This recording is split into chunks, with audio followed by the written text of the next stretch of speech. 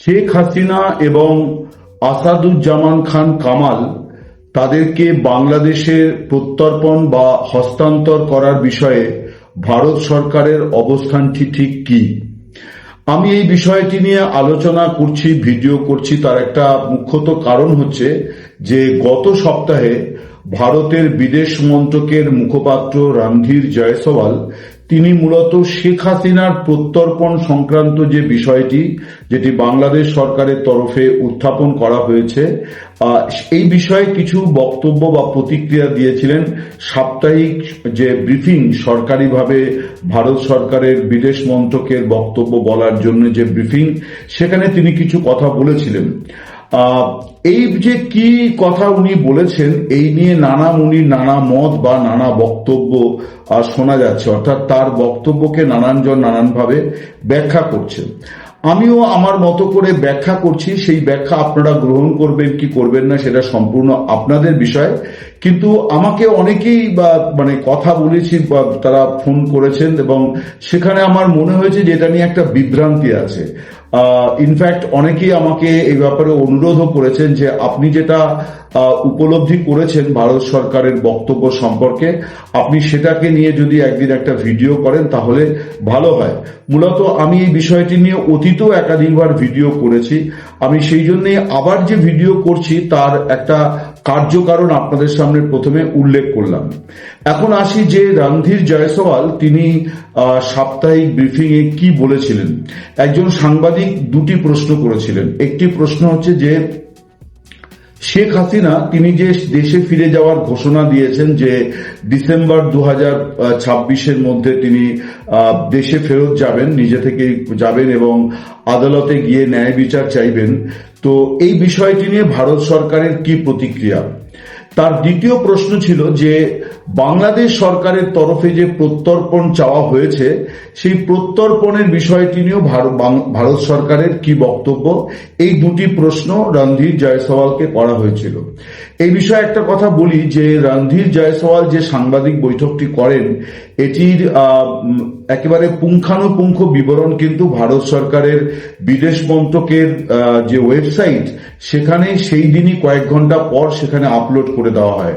Text matter থাকে, অর্থাৎ তিনি যা বলেছেন দাড়ি কমা সহ সেটা থাকে এবং ভিডিও থাকে। ফলে বিভ্রান্তির এমনিতে আপাত দৃষ্টিতে কোনো অবকাশ ছিল বলে আমার মনে হয় না। কিন্তু আমি নিজেও প্রচুর মিডিয়া কন্টেন্ট দেখেছি যেখানে বলা হচ্ছে যে রণধীর জয়সওয়াল যেটা বলেছেন তার মানে হচ্ছে যে হাসিনাকে কাল পরশু কি তরশু ভারত সরকার বাংলাদেশ সরকারের হাতে সমর্পণ করবে। কিন্তু বাস্তবে উনি কি বলেছেন আমি সেই বিষয়টি আপনাদের কাছে ব্যাখ্যা করি। প্রথমে হচ্ছে যে শেখ হাসিনা যে স্বদেশে প্রত্যাবর্তনের কথা ঘোষণা করেছেন যে তিনি ডিসেম্বর 2026-এর মধ্যে বাংলাদেশে গিয়ে আদালতের কাছে ন্যায় বিচার চাইবেন, এই বিষয়টি সম্পর্কে ভারত সরকারের মুখপাত্র তিনি কোনো প্রতিক্রিয়া দেননি। তিনি বলেছেন যে এটা শেখ হাসিনার ব্যক্তিগত সিদ্ধান্ত, এই সিদ্ধান্তের সঙ্গে ভারত সরকারের কোনো সম্পর্ক নেই। তিনি ভারতে অতিথি হয়ে আছেন, তিনি তার মতো করে সিদ্ধান্ত নিতেই পারেন, সেখানে ভারতের কোনো বক্তব্য কিছু নেই। দ্বিতীয় যে প্রশ্নটি ছিল প্রত্যর্পণ বা এক্সট্রাডিশন, অর্থাৎ সরকারিভাবে যেখানে একজন সাজাপ্রাপ্ত বা সাজা না প্রাপ্ত একজন দোষী সাব্যস্ত বা অভিযুক্তকে যে হস্তান্তরের প্রক্রিয়া, সেই বিষয়টি নিয়ে রণধীর জয়সওয়াল ভারত সরকারের অবস্থান জানিয়েছেন।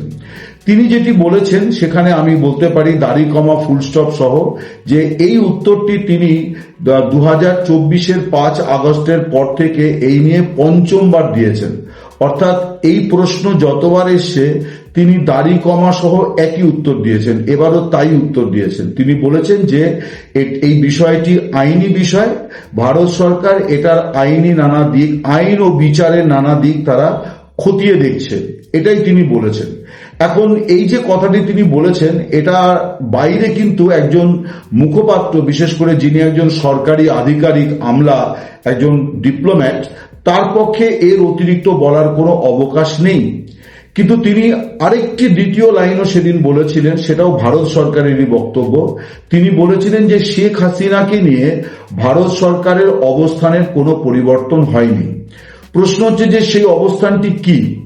অবস্থানটি এটাই, যেটা ভারতের বিদেশ মন্ত্রী সরকারের তরফে এস জয়শঙ্কর তিনি ঘোষণা করে রেখেছেন যে শেখ হাসিনা কতদিন ভারতে থাকবেন এই সিদ্ধান্ত ভারত সরকার নেবে না, এই সিদ্ধান্ত নেবেন স্বয়ং শেখ হাসিনা। তিনি আমাদের অতিথি, তিনি যতদিন মনে করবেন তিনি থাকবেন, আমরা কখনো তাকে বলবো না যে আপনি চলে যান। এই কথাটি জয়শঙ্করের প্রসঙ্গ উত্থাপন ছাড়াই রণধীর জয়সওয়াল মুখপাত্র তিনি আবার বলেছেন যে ভারত সরকারের অবস্থানের কোনো পরিবর্তন হয়নি। বাংলাদেশের 5 বারের সাবেক প্রধানমন্ত্রী এবং বর্তমানে আওয়ামী লীগের সভানেত্রী, তার ব্যাপারে অবস্থানের কোনো পরিবর্তন হয়নি। এখন এই কথাটির অর্থ কিন্তু এটাই দাঁড়ায় যে ভারত সরকার কখনো তাকে বলবে না যে আপনি চলে যান। এখন ভারত সরকার কখন বলতে পারে যে আপনি চলে যান? এই প্রত্যর্পণের বিষয়টি যখন আসবে যে বাংলাদেশের তরফে, এবং এটাও রণধীর জয়সওয়ালের মুখ থেকেই প্রথম জানা গেল যে বিএনপি সরকারও শেখ হাসিনার প্রত্যর্পণ চেয়ে সম্প্রতি চিঠি দিয়েছে। এটা রণধীর জয়সওয়াল এই চিঠির প্রাপ্তি স্বীকার করেছেন এবং একই সঙ্গে তিনি আগের চিঠি অর্থাৎ ইউনূস সরকারের সময় আসা চিঠির জবাবে যা বলেছিলেন তাই বলেছেন যে আমরা আইনি এবং বিচার প্রক্রিয়াগত বিষয়গুলি খতিয়ে দেখছি। আমি যে কথা অতীতে ব্যাখ্যা করেছি যে ভারত সরকারের পক্ষে প্রত্যর্পণ বিষয়টি, শেখ হাসিনার প্রত্যর্পণের বিষয়টি মোটেই সহজ নয় এবং ভারত সরকার এই ব্যাপারে আগ্রহ দেখাবে না। এবং শুধু শেখ হাসিনা বলে নয়, যে কোনো কারোর ক্ষেত্রেই কিন্তু প্রত্যর্পণ অত্যন্ত জটিল একটি বিষয়। আপনারা জানেন, যারা বাংলাদেশের ভিউয়ার যারা আছেন তারা জানেন, এপারের মানুষও জানেন যে বাংলাদেশের যে সাবেক পুলিশ প্রধান যাকে সৌদি আরবে গ্রেপ্তার হয়েছেন, তার প্রত্যর্পণ নিয়েও কিন্তু সৌদি আরব এমন কিছু প্রশ্ন বাংলাদেশ সরকারকে পাঠিয়েছে যেগুলোর উত্তর কিন্তু বাংলাদেশ সরকারের পক্ষে খুব সহজে দেওয়া সম্ভব হচ্ছে না। তো সাধারণভাবে প্রত্যর্পণ খুব কঠিন বিষয়। তারপরে ব্যক্তির নাম শেখ হাসিনা, যার একটা রাজনৈতিক ওজন আছে। এই দক্ষিণ এশিয়ার রাজনীতিতে তার একটা বিরাট বড় রাজনৈতিক ওজন আছে, বিরাট বড় রাজনৈতিক ব্যাকগ্রাউন্ড আছে। শেখ মুজিবুর রহমানের কন্যা, 5 বারের প্রধানমন্ত্রী, 2 বারের বিরোধী দলনেত্রী এবং আওয়ামী লীগের দীর্ঘ 45 বছরের সভানেত্রী। ফলে তার ব্যাপারে সিদ্ধান্তটা খুব চট করে ওইভাবে হবে না এবং সিদ্ধান্তটা কখনোই হ্যাঁ হবে না যে হ্যাঁ আমরা প্রত্যর্পণ করব।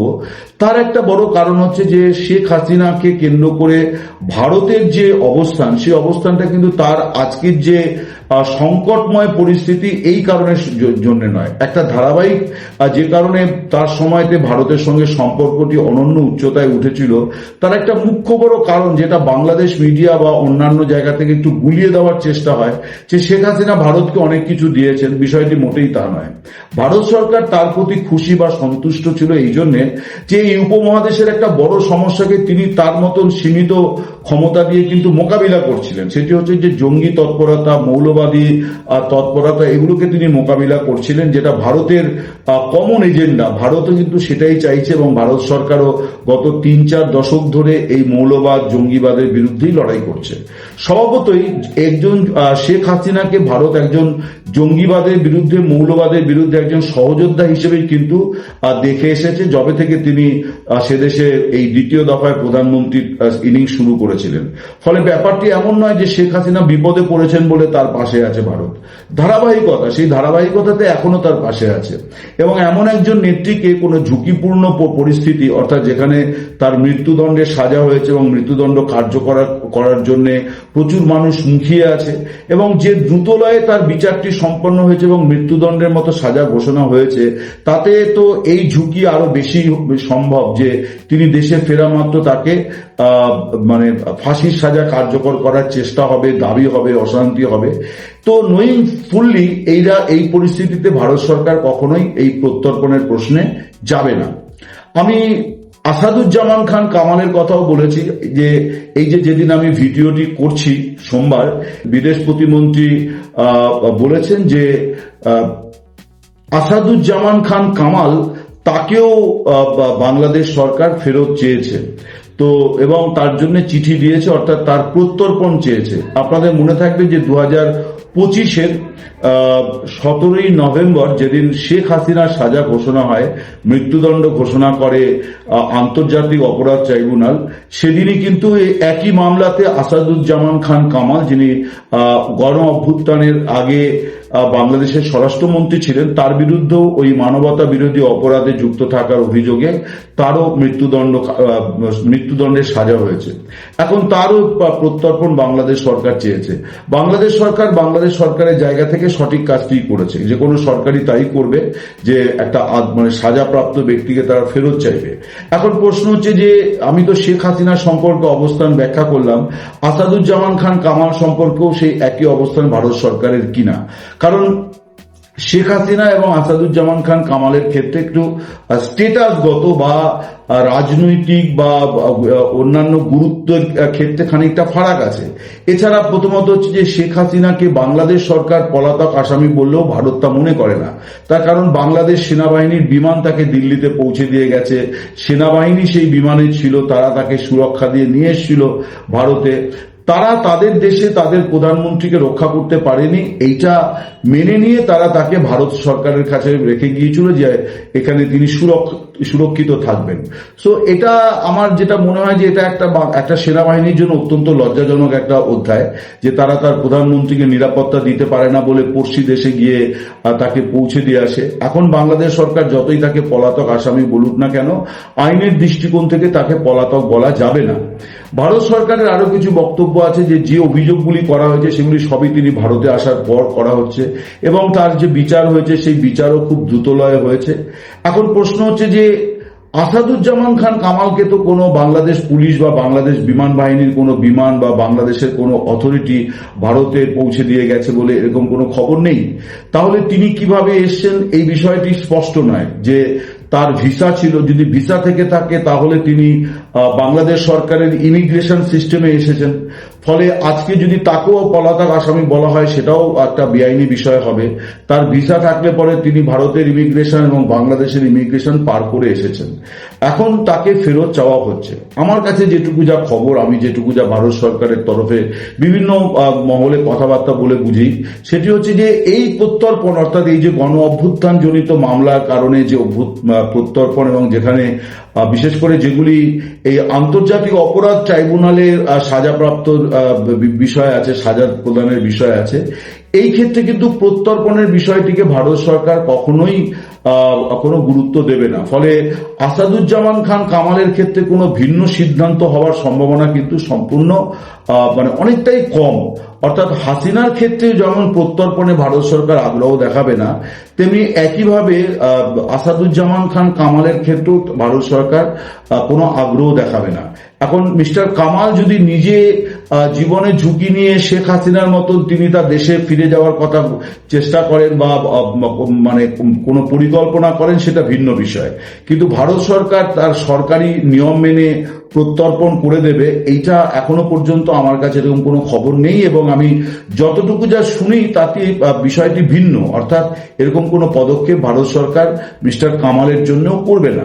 স্বভাবতই যে প্রচারগুলি হচ্ছে যে ভারত সরকারের অবস্থান বদল হয়েছে, অনেকেই বলছেন, বাংলাদেশি মিডিয়ার একাংশ, এমনকি ভারতের মিডিয়ারও কিছু লোকজন এইভাবেই জিনিসটাকে ব্যাখ্যা করার চেষ্টা করছিলেন। আমি অতীতেও আপনাদের বলেছি যে যখন মুখপাত্র অর্থাৎ একজন সরকারি আমলা কথা বলেন, তখন তাকে ওই সরকারের নিয়মের ব্যাকরণের বাইরে যাওয়ার কোনো উপায় নেই। তাদের প্রথমত আমলাদের কখনোই যেটা শেখানো হয় যে অতিরিক্ত কোনো কথা না বলা, যেটুকু না বললে নয় সেইটুকু। তো তিনি সেটুকুই বলেছেন যে খতিয়ে দেখা হচ্ছে। এখন খতিয়ে দেখা হচ্ছে কথাটি কিন্তু 1.5 বছর আগে যখন ইউনূস সরকার প্রথম শেখ হাসিনাকে প্রত্যর্পণ চেয়েছিল, তখনও পর্যন্ত তার সাজা ঘোষণা হয়নি, তখনও ভারত সরকার একই কথা বলেছিল যে আমরা এটা আইনি দৃষ্টিকোণ থেকে দেখব। তার কারণ এখানে তো তিনি একজন আমলা, তার পক্ষে তো আরেকটি দেশের আইন এবং বিচার ব্যবস্থার প্রতি প্রকাশ্যে অনাস্থা ব্যক্ত করার কোনো অবকাশ নেই। তিনি তো রাজনীতিবিদ নন। রাজনীতিবিদ হলে কি উত্তর দিতেন সেটা ভিন্ন কথা। এখনো পর্যন্ত সেই বিষয়ে ভারত সরকারের তরফে কেউ কোনো যাচ্ছেন মানে কোনো মন্তব্য করছেন না। সেটাও আমার মনে হয় খুব কৌশলগত, যে যাটুকু যা বলার সরকারিভাবে মুখপাত্র বলবেন, এবং সবাই খুবই স্বাভাবিক যে মুখপাত্র একেবারে সংক্ষিপ্ত উত্তর সবসময় দেবেন। ফলে রণধীর জয়সওয়ালের যে বক্তব্য নিয়ে একটা ধোঁয়াশা তৈরি করা হচ্ছে বাংলাদেশি মিডিয়ায় এবং ভারতীয় মিডিয়ার একাংশে, যে ভারত অবস্থান বদল করেছে, শেখ হাসিনাকে তারা প্রত্যর্পণ করতে চলেছে,